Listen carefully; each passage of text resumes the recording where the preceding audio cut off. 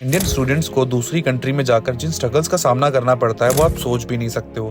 दूर से तो ये लाइफ काफी ज्यादा ग्लोरीफाइंग और अपीलिंग लगती है, लेकिन सच उतना ही ज्यादा डार्क है। जनवरी 2023 में गूगल ने अपने 6% स्टाफ को ले ऑफ करा, जिसमें 12,000 लोगों ने अपनी जॉब खो दी, जिसमें मोस्टली इंडियंस थे जो कि H1B वीजा पे वर्क कर रहे थे।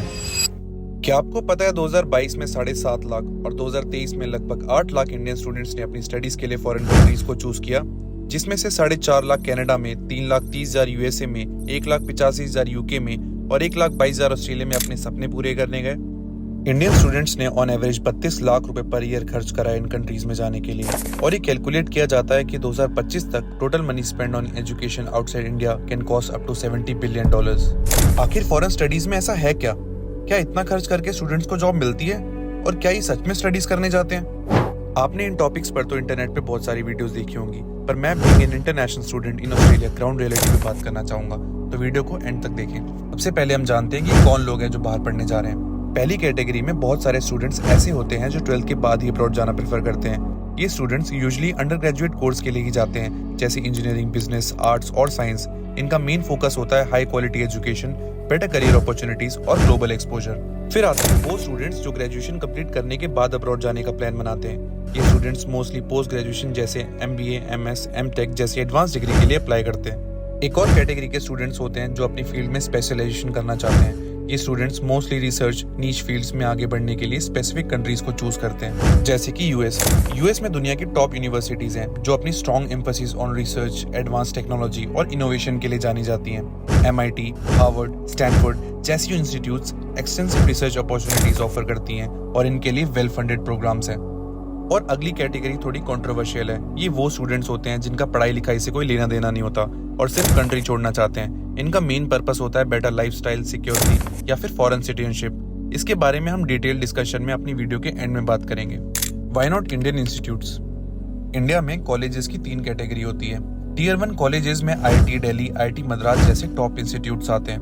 Tier 2 में NITs और कुछ IIITs आते हैं। फिर आता है Tier 3, जिसमें बाकी सारे कॉलेज शामिल होते हैं। यहाँ एजुकेशन लेवल काफी ज्यादा लो होता है, और अगर आपको IITs में एडमिशन लेना है तो काफी ज्यादा टफ पैटर्न और कंपटीशन से होकर गुजरना होता है, जिसको अगर आपने क्रैक कर भी लिया तो आपको आपके पसंद का कॉलेज मिले ऐसा जरूरी नहीं है।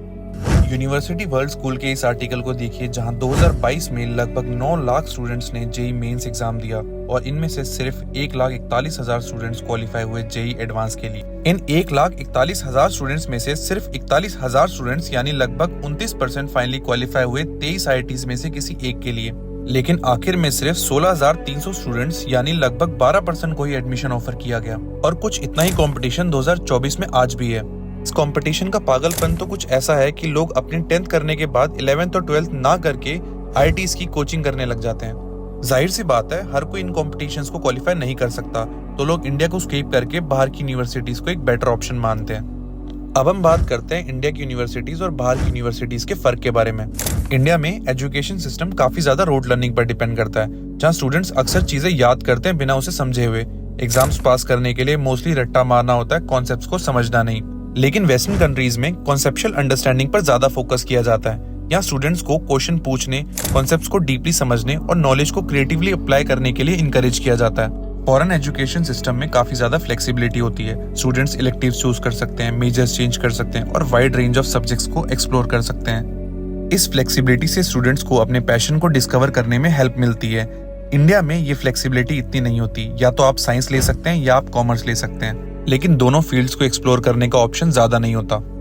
इंडिया में एग्जाम्स के हाई स्टेक्स और बड़े इंस्टीट्यूट्स में लिमिटेड सीट्स की वजह से स्टूडेंट्स पर काफी ज्यादा स्ट्रेस होता है, जो उनकी मेंटल हेल्थ पर काफी ज्यादा इम्पैक्ट डालता है। वहीं फॉरेन इंस्टीट्यूट्स में स्टूडेंट्स वेलबींग के लिए सपोर्ट स्ट्रक्चर्स होते हैं। काउंसलिंग सर्विसेज और मेंटल हेल्थ चैलेंजेस को एक्सेप्ट करना यहाँ कॉमन है। अगर आप मेंटली डिप्रेस्ड हो या एंग्शियस हो तो आपके पर्टिकुलर सेमेस्टर में स्टडी लोड रिड्यूस किया जा सकता है, जो कि स्टूडेंट्स के लिए काफी ज्यादा बेनिफिशियल होता है।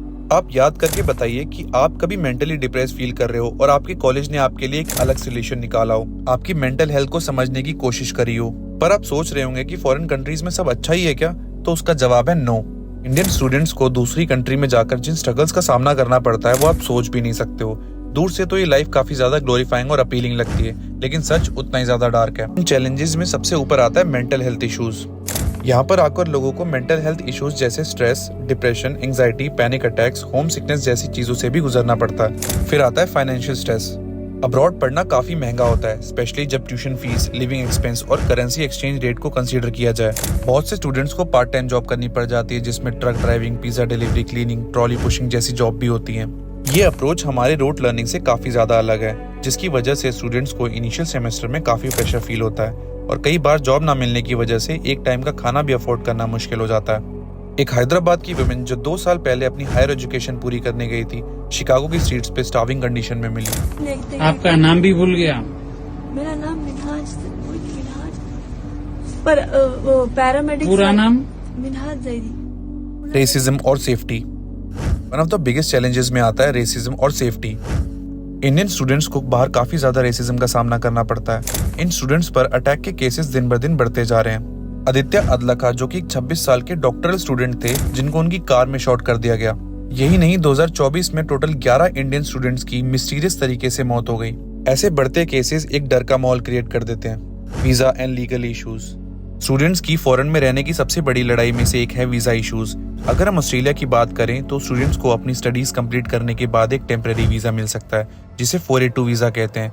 इस वीजा से स्टूडेंट्स को 2 साल तक का stay with full working rights मिल जाते हैं। लेकिन कंट्री की नई पॉलिसीज के बाद इस वीजा के खत्म होने के बाद स्टूडेंट्स के पास कोई ऑप्शन नहीं बचता और उनको अपना सामान पैक करके घर वापस जाना पड़ता है। यही सिचुएशन यूएस के H1B वीजा के साथ भी देखी जा सकती है। यूएस में H1B वीजा लॉटरी सिस्टम की वजह से हर साल बहुत से स्टूडेंट्स डिसअपॉइंट होते हैं, क्योंकि लिमिटेड स्लॉट्स होते हैं और डिमांड बहुत ज्यादा। बहुत से इंडियन स्टूडेंट्स जो लाखों रुपए खर्च करके आते हैं और लोकल इकोनॉमी में कंट्रीब्यूट करते हैं, उन्हें इन वीजा स्ट्रगल्स में अपना पैसा, एनर्जी और सब कुछ लगाना पड़ता है।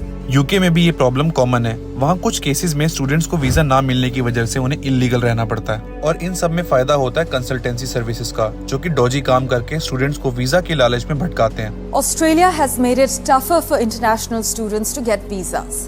क्या इतने सारे चैलेंजेस फेस करने के बाद भी स्टूडेंट्स को जॉब मिलती है? क्या सब्र का फल मीठा होता है?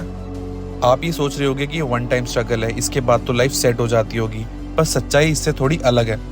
क्या इतना पैसा लगा के जो लोग बाहर जा रहे हैं उन्हें जॉब मिल पा रही है? Really, but for any international student, the struggle multiplies and exemplifies. Sundar Pichai, CEO of Google, has hinted at another round of layoffs. जनवरी 2023 में गूगल ने अपने 6% स्टाफ को ले ऑफ करा, जिसमें 12,000 लोगों ने अपनी जॉब खो दी, जिसमें मोस्टली इंडियंस थे जो कि H1B वीजा पे वर्क कर रहे थे। ऐसा ही हाल बहुत सारे इंडियंस के साथ होता है। जब वो जॉब अप्लाई करते हैं तो एम्प्लॉयर को उनको स्पॉन्सर ना करना पड़े, इसलिए वो उनकी एप्लीकेशन को रिजेक्ट कर देते हैं, जबकि वहाँ के सिटीजन को जॉब के लिए कोई एक्स्ट्रा पेपर वर्क के थ्रू नहीं जाना पड़ता। एक सिटीजन को और एक इमिग्रेंट को हायर करने में अगर ऑप्शन आए तो एम्प्लॉयर हमेशा सिटीजन को ही हायर करेगा, क्योंकि सिटीजन को हायर करने में इतने पेपर वर्क्स नहीं लगते, जबकि इमिग्रेंट के लिए वीजा स्पॉन्सर्स और काफी ज्यादा पेपर वर्क्स के थ्रू होके गुजरना पड़ता है। कनाडा का हाल तो कुछ ज्यादा बुरा है। इंडिया टुडे के इस आर्टिकल के अकॉर्डिंग अनएम्प्लॉयमेंट रेट 12.6% तक पहुंच चुका है, जो कि 2012 के डेटा के अकॉर्डिंग सबसे ज्यादा वर्स्ट है।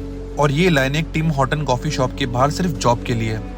मेरे खुद के काफी दोस्त कनाडा में हैं जो बताते हैं कि अब वहाँ जॉब मिलना काफी ज्यादा मुश्किल टास्क है। रेडिट पे एक यूजर लिखते हैं कि काफी वेबसाइट और एम्प्लॉयमेंट सेंटर्स में अप्लाई करने के बाद भी उनको जॉब नहीं मिली। अब आते हैं मेरा क्या ओपिनियन है इस बारे में। मेरा ओपिनियन काफी ज्यादा अलग है। अगर आपको कोई हायर एजुकेशन लेनी हो किसी फॉरेन कंट्री से एंड आपका प्लान उसके बाद वापस आने का है, तो ये एक बहुत अच्छा ऑप्शन है, क्योंकि इंडिया की मार्केट में कॉम्पिटिशन बहुत ज्यादा है, लेकिन स्किल लोगों की आज भी कमी है।